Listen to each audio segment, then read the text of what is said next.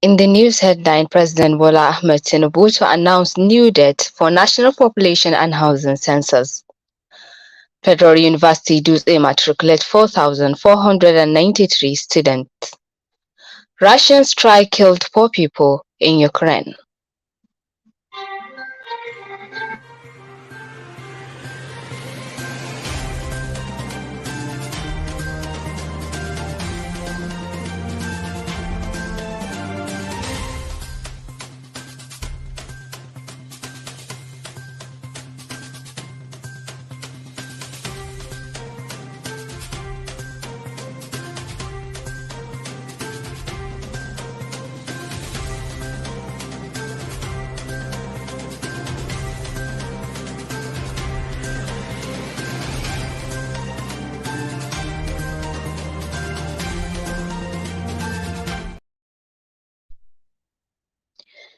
Good evening, listeners. Today is Thursday, 18th Zulhijjah 1444 after Hijrah of Prophet Muhammad, peace be upon him, which is 6th July 2023. I am Ummusalma Adam Iko with the news.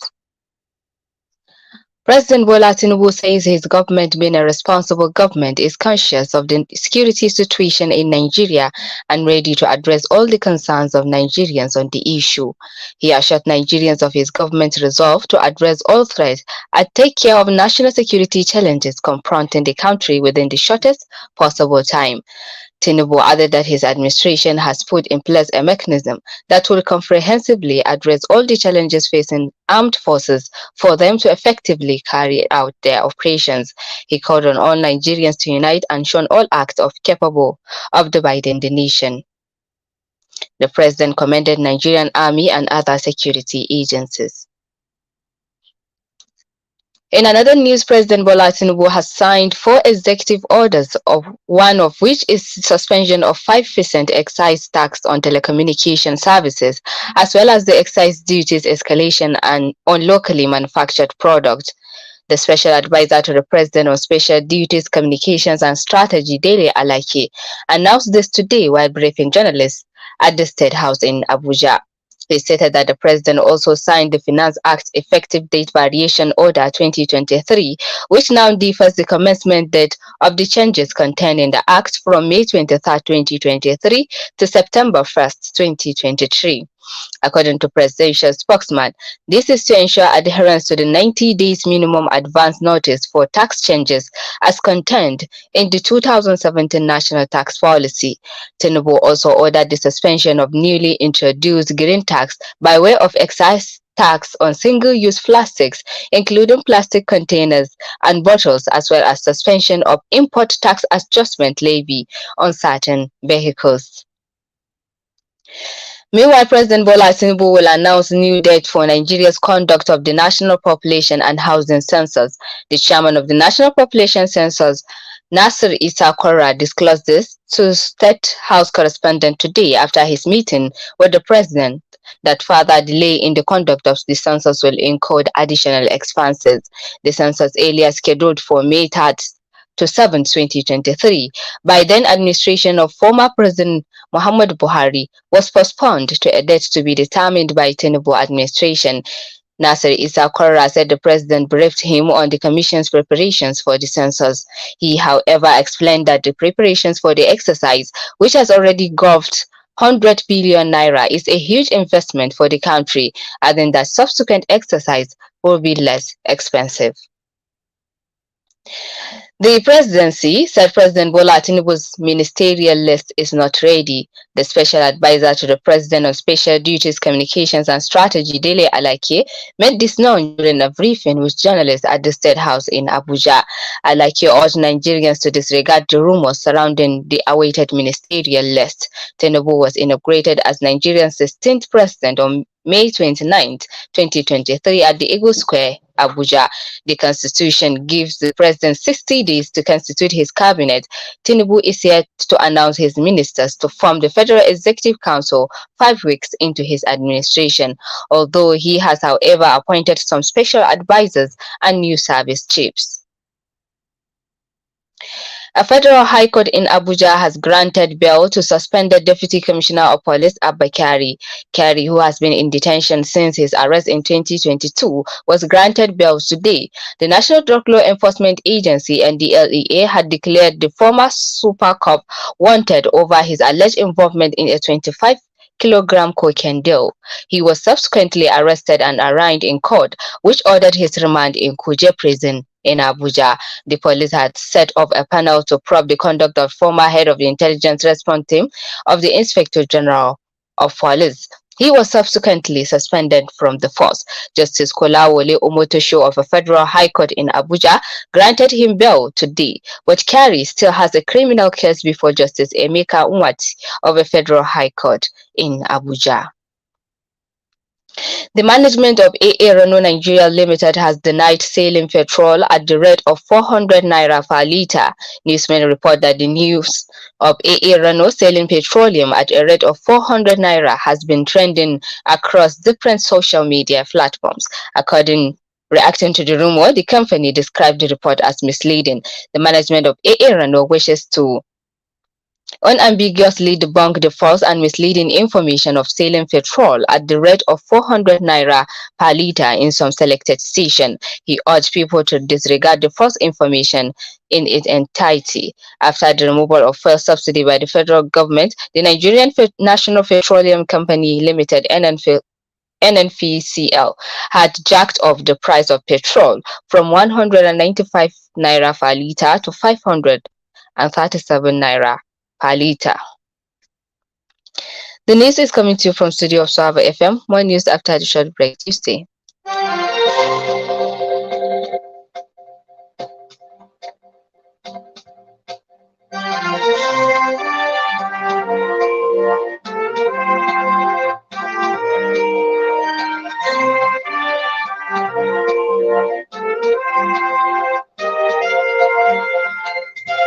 This is News on the Hour, Sawaba Radio FM. Stay tuned.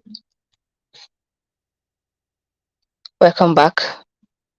The Federal University Dutse in Jigawa State has today matriculated 4,493 students from both the Joint Admissions and Matriculation Board JAMB and Direct Entry DE for the session of 2021-2022. Speaking at the matriculation ceremony, the Vice Chancellor of the University, Professor Abdul Karim Sabo Muhammad, stated that the number of admitted students represent 19% of the applicants seeking admission to the institution. According to the Vice Chancellor of Federal University Dutse, received a total of 23,951 applications for the admission into various programs with an allowable admission quota of 4,493, that is 19% of the total applicant. Professor Muhammad noted that for the 2022-2023 session, a total of 4,810 candidates were given admission, out of which 3,933 students registered out of the quota of 4,493. He congratulated matriculated students for being among the lucky applicants who gained admission into this university, which is currently one of the most preferred universities in the region. The Kano State Public Complaint and Anti-Corruption Commission has summoned ex-governor Abdullahi Umar Ganduje for questioning over the controversial dollar videos. Ganduje in 2017 was alleged of collecting kickbacks from contractors. The ex-governor had denied the allegation, saying the issues were doctored. Speaking on Channels TV, the chairman of the Kano State Public Complaint and Anti-Corruption Commission revealed that the commission had written and dispatched an invitation letter to the former governor to appear before the commission so as to provide necessary information in the ongoing investigation. The Jigawa State High Court today convicted and sentenced one Hamidan Wada, aged 27 years old, of Nasarawa Quarters, Taura Town, Taura Local Government, Jigawa State, to 1 year imprisonment with option of 50,000 naira fine for the offense of false personation. The convict was also sentenced to 6 months imprisonment or to pay 10,000 naira fine for the offense of intimidation, and all sentences are to run alongside. This is contained in a statement signed by the Public Relations Officer of Ministry of Justice, Zainab Baba Santali. The convict was earlier arraigned before the High Court on 3 counts of false personation, cheating, and intimidation. He was alleged fascinated the staff of Department of State Services (DSS), where he presented himself to his identity and used to extort the sum of 20,000 naira from his victim. The offences were contrary to Section 284 subsection 1 and Section 285 of the Penal Code. Kaugama local government area has organized a one-day town hall meeting on vaccination against yellow fever, CMC diseases, and vitamin A supplement. In his address, the chairman of the local government, Honorable Idris Mati Haddin, called the relevant stakeholders to sensitize their subjects on the outbreak of yellow fever diseases in some states. Neighboring local government areas with Niger Republic, which warrant the immunizations against its separate coming off on the 10th of this month. Honorable Idris Mati directed the district head and imams of the Friday prayer mosques across the local government area to educate the general public on the importance of the immunizations. He solicited the support and cooperation of all parents to give out their children and youth to the nearest immunization centers at the ward level. Earlier in his address, the Kaugama local government PHC manager Muhammad Abdu Kaugama called on the traditional leaders to give their support toward making the exercise success in the local government. He said the immunization against yellow fever disease is the first of its kind, and children after 9 months and up to 4 to 4 years old will be eligible for the immunizations. And now to international scene. Parliament in Ghana has backed a proposed amendment to an anti-gay bill that will make identifying as lesbian, gay, bisexual, and transgender punishable by a 3-year prison sentence. People who campaign for LGBT rights could also face up to 10 years in jail. The amendments were backed by a cross-party group of MPs, but will be scrutinized again before becoming law. One female MP who dissented was heckled into submission. Gay sex is already illegal in Ghana. The proposed legislation has faced condemnation at home and abroad. Critics says it infringes on rights guaranteed in Ghana's constitution. Supporters says it will help preserve Ghanaian values. Multiple lawsuits have also been filed to challenge the bill in the country's courts. A missile that hit an apartment block in Ukrainians Lviv killed 4 people today in what its mayor said was the biggest attack on civilian infrastructure in the city since the start of the Russian invasion. While Russia regularly found Ukraine with missiles, artillery, and drones, the Lviv region in the west, hundreds of kilometers from the front lines and near the Polish border, has largely been spared the area onslaught. Rescuers were working to reach those trapped under rubble. He said the AFP footage showed emergency responders clearing rubble and wood from the gutted first floor of the building in the city. Cars covered in dust with their windows blown out lined a pavement filled with debris. One elderly lady carried a cage with a bat inside away from the scene. More than 50 apartments were ruined, and a dormitory at Lviv Polytechnic University was damaged. Mayor Andriy Sadovi posted on Telegram. He added an office building had been damaged and a school building had been destroyed. And we wrap up the news with this and a recap of the major stories.